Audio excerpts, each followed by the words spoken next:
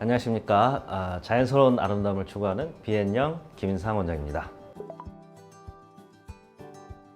복코는 이제 코끝이 뭉툭한 경우를 얘기를 하겠습니다. 근데 이제 왜 뭉툭하냐를 이제 따져보면 크게는 두 가지 이 복코가 있다고 할 수 있는데요. 첫 번째는 연골이 너무 커서 그것 때문에 코가 볼록하게 보이는 그런 복코가 있을 수가 있고, 두 번째는 연골이 크진 않은데 피부가 두껍고 살이 많아서 큰 복코, 그런 경우가 또 있겠습니다. 이런 크게는 두 가지 복코가 있다고 생각이 되고, 조금 더 나눈다면 세 번째는 코가 뭉툭한데 전체적인 코가 작은 경우가 있을 수가 있겠고, 네 번째는 코가 뭉툭하면서 코가 전체적으로 큰 경우, 또 이런 경우도 있을 수가 있겠습니다. 제 나름대로 한 네 가지 정도로 복코를 나눠봤습니다.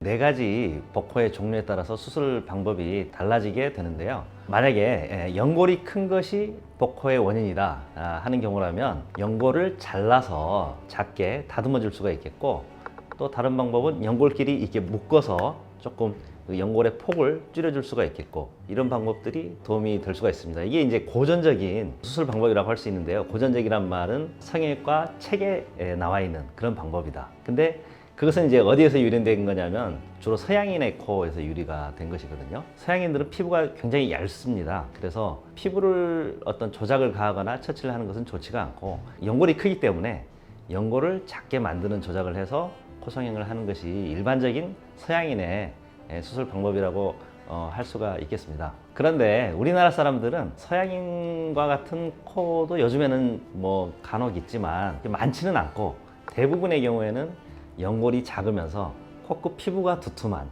이런 종류의 복코가 많거든요. 그래서 똑같이 수술했을 경우에 효과도 없을 뿐더러 코가 찝혀 보이거나 뭔가 어색한 느낌의 결과를 줄 수가 있습니다. 그리고 두 번째 경우에 이제 이것이 이제 우리나라 사람들한테 흔한 경우가 되겠는데, 연골은 작으면서 피부가 두껍고 많은, 피부 양 자체가 많은 경우가 되겠습니다. 이런 복코의 경우에는 여러 가지 조작을 같이 해야 됩니다. 그래서 피부를 조금 두께를 줄여주기 위해서 지방을 좀 제거한다든지, 그리고 피부가 좀 늘어날 수 있게, 좀 얇아지게 늘어날 수 있게 코끝을 좀 충분히 높인다든지, 코끝을 충분히 높이기 위해서는 연골 이식이 필요할 수가 있겠습니다. 그리고 코끝만 문제가 아니고 콧볼까지 이렇게 전체적으로 좀 두툼하고 넓어 보이는 경우가 많기 때문에 필요에 따라서 콧볼 축소도 좀 같이 한다든지, 이런 여러 가지 조작을 같이 함으로써 어느 정도 약간 개선을 시킬 수 있다.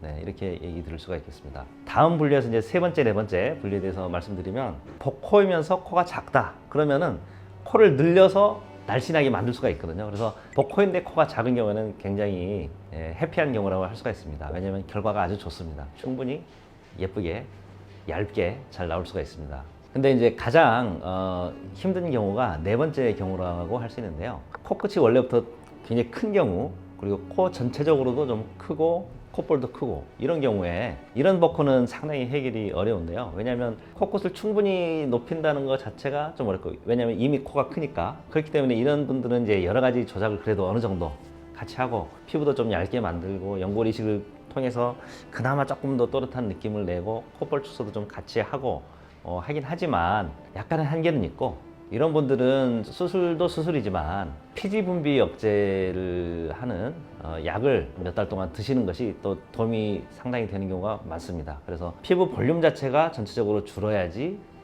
좀 좋아지는 그런 경우가 되겠고, 그래서 이런 분들은 수술 한 번으로 해결이 안 되고 어떤 내과적인 치료까지 같이 해야 되는 경우라고 할 수가 있겠습니다.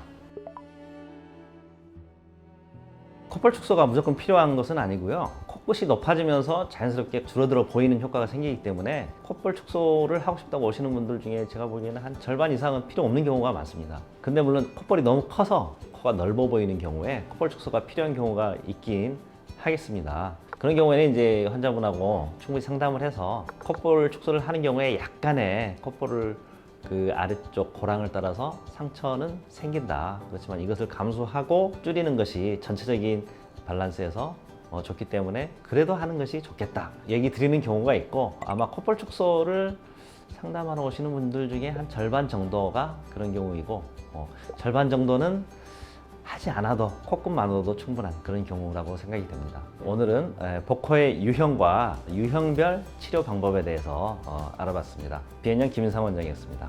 감사합니다.